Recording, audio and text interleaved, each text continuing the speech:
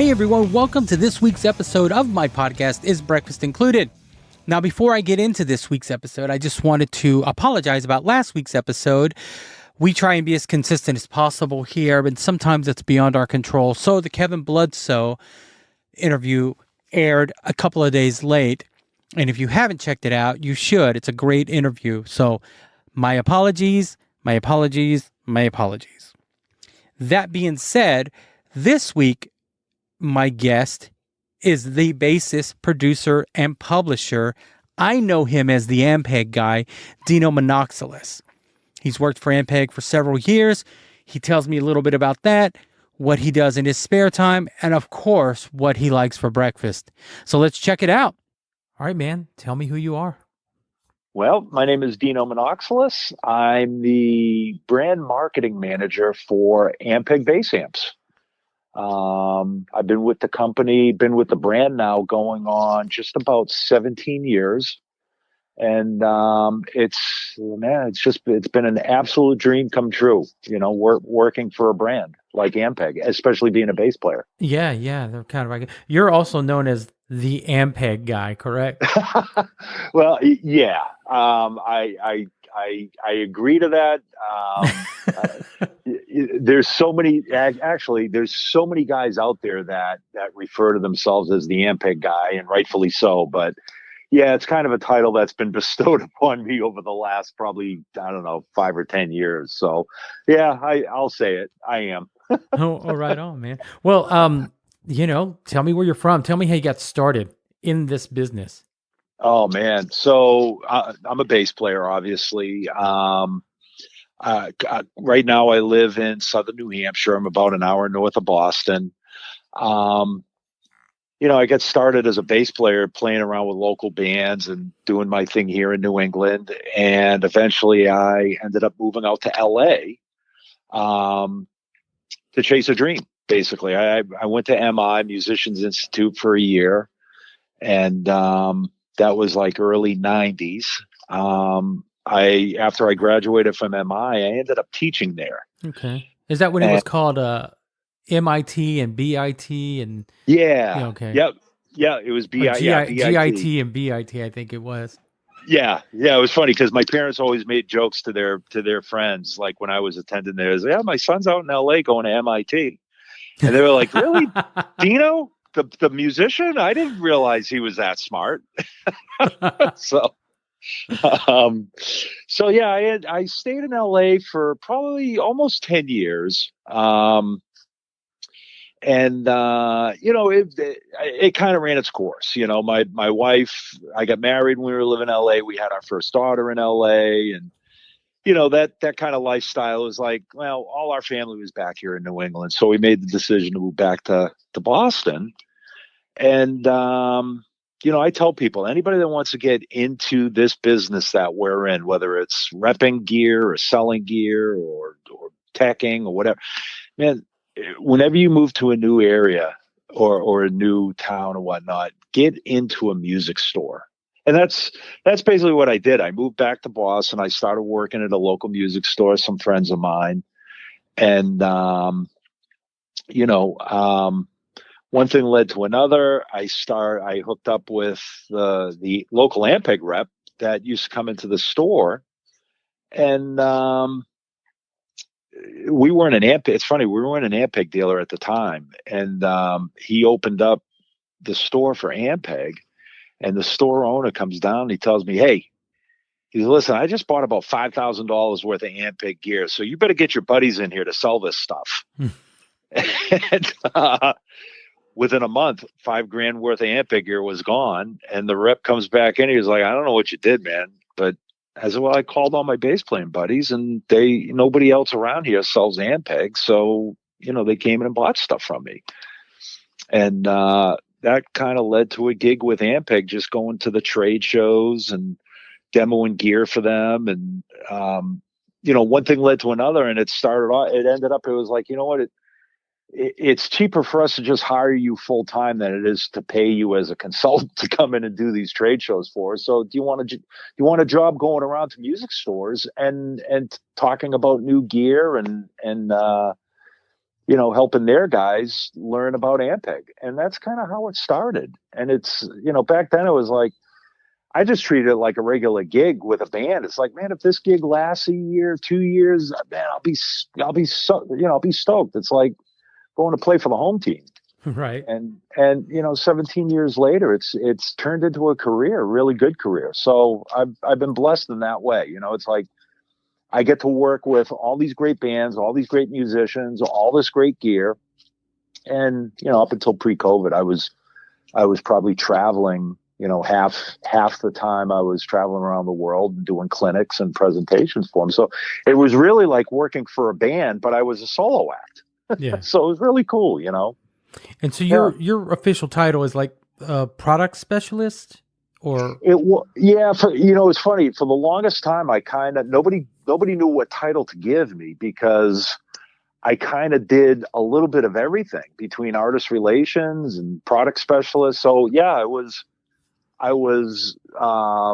considered a product specialist. And now, in the last 2 years, Yamaha has actually purchased the brand.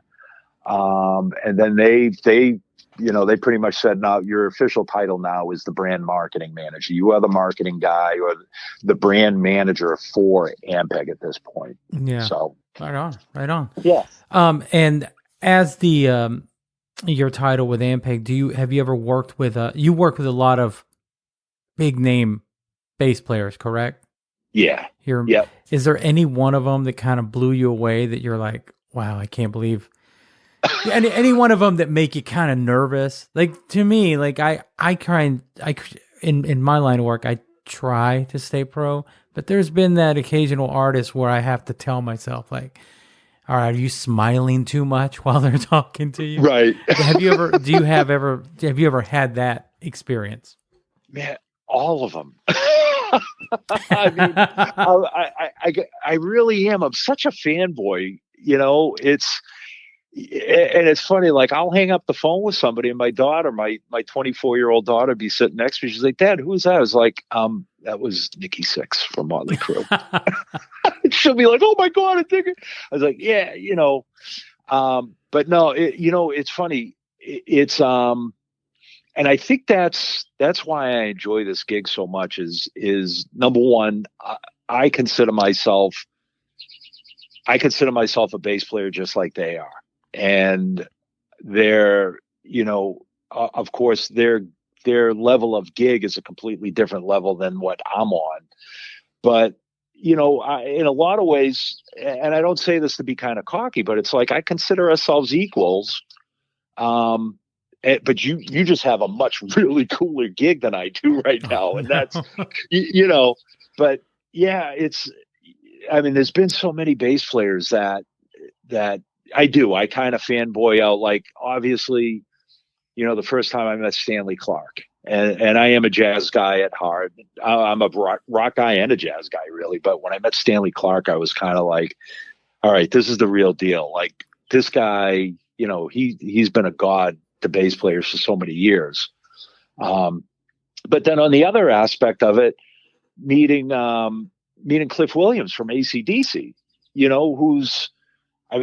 if you're looking for just, excuse me for 1 second, if you're looking for just an absolute rock solid, like, classic rock bass player, like, it's like he's the bass player for friggin' AC/DC, one of the biggest rock bands in the world. And they were both such nice people to talk to. Like, in a minute after talking to them, you're like, you feel like you're at their level, and it's just, it's an amazing experience. But yeah, I would say those two, like, between Stanley Clarke and Cliff Williams, and there's so many others in there, but those are the two, like, as soon as you ask that question, those are the two that kind of, like, really kind of met that criteria. And then, like we were just talking about earlier, Tom Hamilton, excuse me, total sweetheart. Oh my gosh. Like, it's funny. I was like, dude, I probably owe you some money for all the Aerosmith tunes that I've covered over the years. And then we'd sit down and he would actually he was doing a class at Berkeley where I met him, and guys were asking him about, hey, how'd you play this tune, or how'd you play that tune, and man, he'd demonstrate the tunes without any backing tracks, without any drum tracks. He just like off the top of his head, like I remember somebody said, hey, can you remember the bass line from Uncle Salty? and it was like, and man, his inherent groove is just like, it is so amazing. It is. But yeah, just a total sweetheart, total down to earth cat that, he's like, yeah, I've been blessed for the last 50 years to have this gig, Right on. Well, my next question, it'll just require a yes or no answer. And maybe we could talk about it after the call. Ever do business or run across somebody that you wish you hadn't because it ruined that image you had of them? No, I can't. I really can't say that I have. That's awesome, man. Yeah. And I can elaborate on that too, but no, I can't say that I really have, because I know the saying, be careful of meeting your heroes sometimes, because, sometimes it's not what you expect and it just kind of puts them in a bad light. But no, I can't really say that I have. Yeah. Any Spinal Tap moments in your career for your line of work? Like there's Spinal Tap moments in every aspect of this industry, but in your line of work, you ever had a Spinal Tap moment? Oh, dude, I remember I was demoing an amp.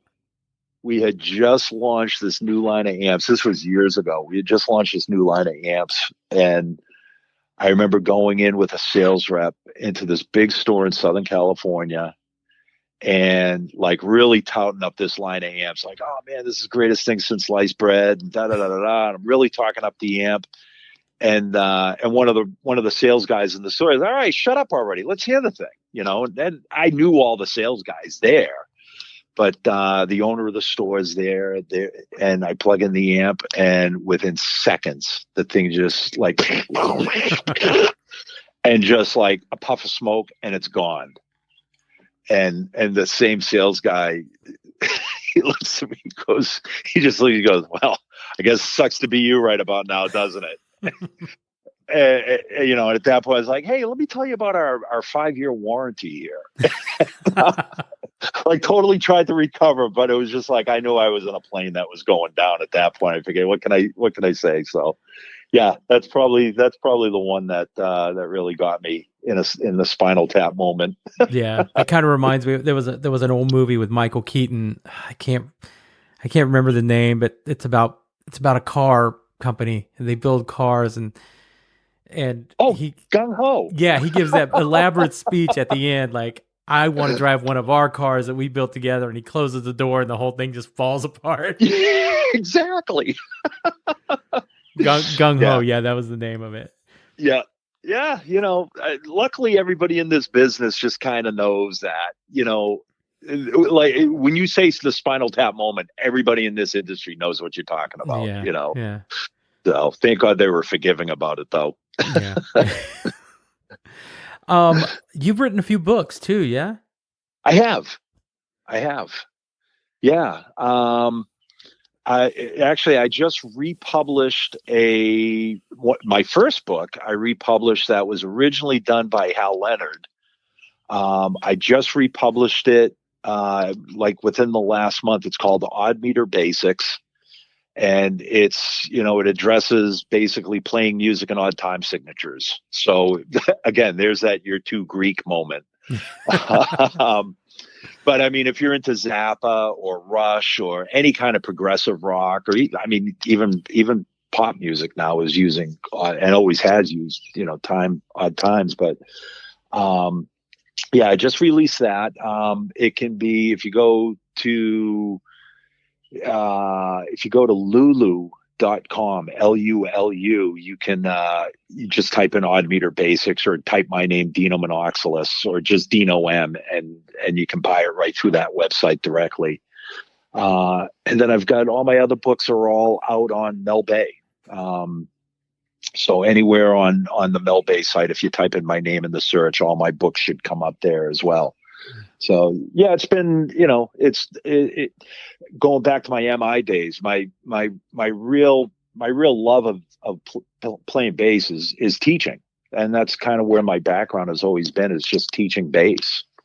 So that's kind of where those books kind of stem from. Every time I'd come up with an idea after a lesson, it's like, hey, I should do a book on that. And that's where those books came from. I haven't written one in a while. I probably should at some point consider writing some more books, because I really enjoy doing it. Cool. Yeah. And you also have a world music group, correct? Am I describing that correctly? I used to play with a band. I used to play with two bands. One was called Balkan Asia, which was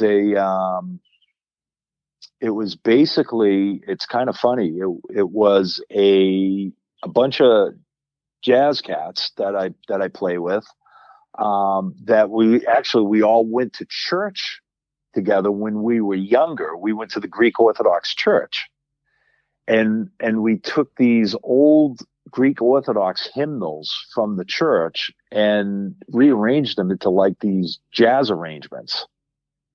And it was really speaking of odd meters, because that's it's funny doing these gigs. Like you'd never in a million years see anybody get up and dance, because everything's in like 5 and 7 odd time signatures, and it wasn't really danceable music. So, but yeah, that was the group called Balkan Asia that I did.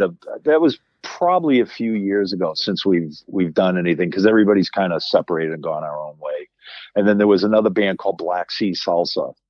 That was a huge. It was billed as Armenian salsa, and yeah, go figure. So I'll just leave it at that. That sounds like something that would be on the menu here at a Mexican food restaurant. Exactly. Armenian salsa. Armenian salsa. It was a great band. Lots of great Boston musicians, and yeah, I'll just leave it at that. And as far as gear, man, what is your go-to gear? What's your base of choice? Oh man, right now it bounces between. I've always been a Michael Tobias Design MTD fan, so I've got a couple of MTDs. And between that, and I've also been a big Lakeland fan for many years. They've always treated me really well too. So it kind of depends on the gig that I'm doing. I've had this one Lakeland I've had for roughly 15 years. Actually, right around the time I started doing this thing with Ampeg. I got this Lakeland as a travel bass, and it ended up being it's been my main bass for years now. And then, like I said, my wife bought me for my 50th birthday, 4 years ago. She bought me my first MTD, which anybody that knows my wife knows, like that. She would never pick up the phone and call a bass manufacturer to order a bass for me. But yeah, she like totally blew me away. She called Michael direct, and Mike and I are good buds from many years. She says, my husband Dino wants to buy I want to buy him a bass for his birthday. And Mike knew exactly, what I like in a bass and woods and this and that. And, 3 months later, he like stepped it up, and 3 months later, on my 50th birthday, my wife and my kids presented me with this beautiful MTD, custom MTD. Man. That's pretty awesome. That's that. I will say that was a tear-jerking. In fact, I remember saying, I was like, I never cry when it comes to like sentimental moments and things like that, and that got me in the feels. I got a little teary-eyed on that one. So, right on. Man. As far as amps, it's all Ampeg, man. And I don't say that just because I work for the brand. I've been an Ampeg fan, years prior to, as a young kid, as a young bass player. I got my first SVT throwing papers, doing a paper route. Right on. I saved up enough money to buy an old 72 SVT. One of those backbreakers. Yeah, it was, well, back then I was 16, 17 years old. It wasn't so bad. I know, Now right? it's now at 54, I'm like, oh God. But I've played all sorts of different brands of amps and this and that, and nothing sounds like an SVT. There's just nothing that sounds like it. I mean, that's true. It's like I said, everyone's either had one or currently plays out of an Ampeg. Yeah, yeah. It's funny. It's just become. It's kind of like the de facto sound that whether you're a bass player or not, you just know what a bass is supposed to sound like, and generally it's some form of like a Fender P or jazz or some traditional 4-string bass to an Ampeg rig. And Yeah. that's kind of what everybody's used to hearing, It's kind of like a So, guitar through a Marshall, yeah, a Les Paul through a Marshall. yep, I mean, yep, you don't need anything else. yep, exactly, exactly. And that's been, And any I'm, guitar players listening are probably going to yell and go like, "What are you oh yeah, talking about, man?" yeah, yeah. Hey, you left out Fender Twin, you left out, Yeah. Echo Play, you left out Yeah. yeah. But yeah, it's just that's the sound, and I've got a bunch of different, obviously, got working for the company as long as I have. I've kind of accumulated a lot of different amps for different gigs. So, but the most part, 90% of the stuff I do, if I can carry an SVT in and out of the venue without like killing myself, or if I can hire somebody to help me do it for the night, I'll always bring an SVT. Right on. That's my go-to amp. Yeah. Cool. Yeah. Getting back to your gig, I had a question and I didn't ask it earlier. This last year, when everything just kind of shut down, I know your gig requires you traveling a lot and going out and meeting with artists and seeing shows and taking care of the artist. I'm sure that affected you. How did you occupy your time? Yeah. To keep everything. Did you reach out to all these artists and keep that communication going? Yeah. So, obviously, we had no warning. What I mean? It wasn't like we knew things were going to slowly dwindle down. It was just like the world just kind of shut off one day Yeah. back, when COVID hit. So yeah, it was kind of, um, just, I gotta say, I just kind of like kept in touch with everybody, just making sure, number one, everybody's healthy and safe. Like if you need anything, obviously nobody's touring right now. So, the need for a big heavy amplifier or a touring rig or any kind of backline support is kind of out.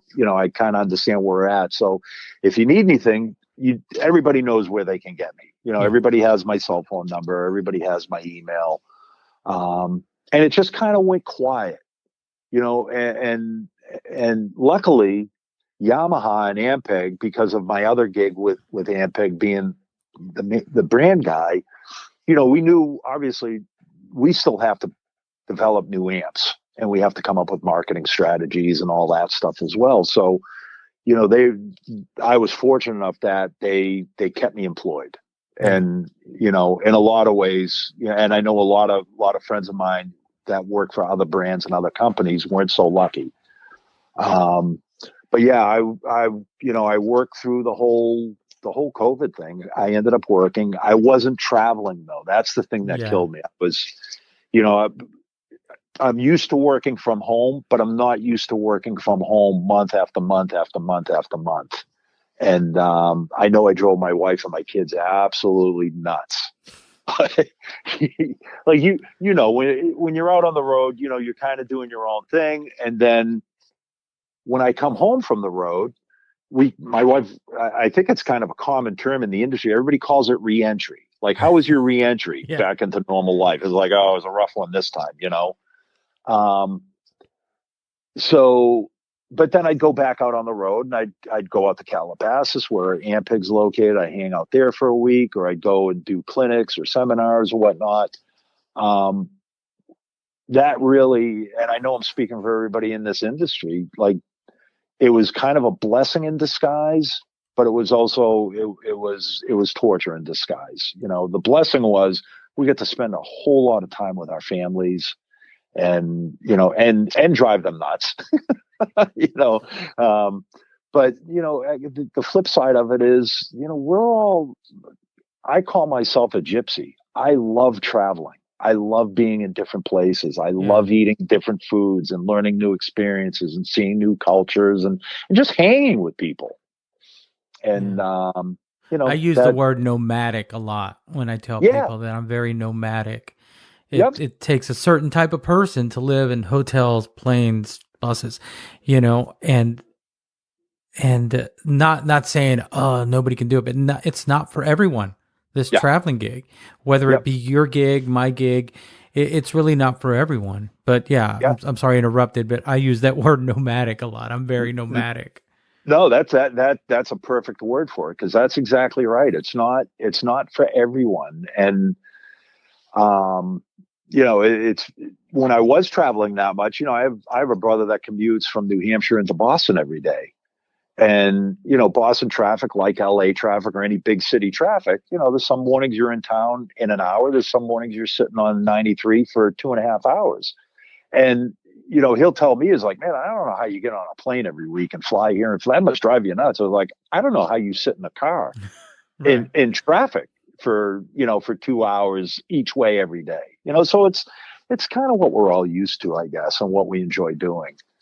But yeah, just, over the last year, again, so to get back to the original question. So what we have been doing lately is we do this online broadcast with Ampeg called SVT Time, and we invite artists on, and we talk about everything from gear to touring experiences to, like we had Phil Susan on a couple of weeks ago, and I know Phil's a Harley guy. I'm a Harley guy. We ended up talking about rebuilding our motorcycles on this live stream. So we're starting to get more and more artists on this program and engaging with them on that. Just kind of keeping everybody busy as much as we can, sort of thing. Yeah. Right on, man. Well, I only have a couple of more questions for you, Dino. Sure. The podcast is called "Is Breakfast Included?" If breakfast was included, what would you have? Oh, if breakfast was included, I'd have to say I'd go with eggs Benedict with smoked salmon. Like eggs Benedict instead of the ham. Some smoked salmon. Right on, man. Don't ask me where that came from, other than don't even ask. Who are you trying to impress on this podcast, man? Well, I remember having it. I remember having it a long time ago with somebody, and I don't know where or why we had it, but it was just like, man, that was really, really good. Yeah. Anyway, I don't know if you have social media that is related to Ampeg, but if you do, can they find you on like Instagram or any of that? Yeah. So, well, obviously Ampeg on Facebook and Ampeg on Instagram is always a staple there. As far as my stuff, with Ampeg, you can always reach me. I think my Facebook handle is Dean, Dean, like as in James Dean, and then Dino, Dino, and then my last name Monoxelos. If you can figure out how to spell that, good for you. You do any kind of search like Ampeg, Dean, or Dino, and my name will probably come up along with the Ampeg thing. Yeah. When you mentioned the whole Greek thing earlier, I think of Phil X, who just started going by Phil X because of his last name. Yeah. Oh, yeah. Of course. Or Gus G. Yeah. Who, I know Gus is another Greek guy, and I remember at one point I was going to say, I think I'm going to change my last name or just call it Dino M. And my dad, who was alive at the time, he was like, I will disown you. And it was basically for all the crap that my grandfather and him and his brothers went through for not changing their name and sticking with the full name. Yeah.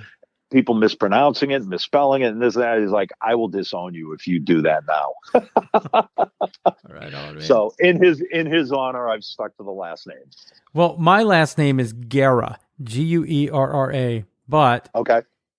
all my life, people will look at that name and go, oh, it's Guerrera or Guerrero.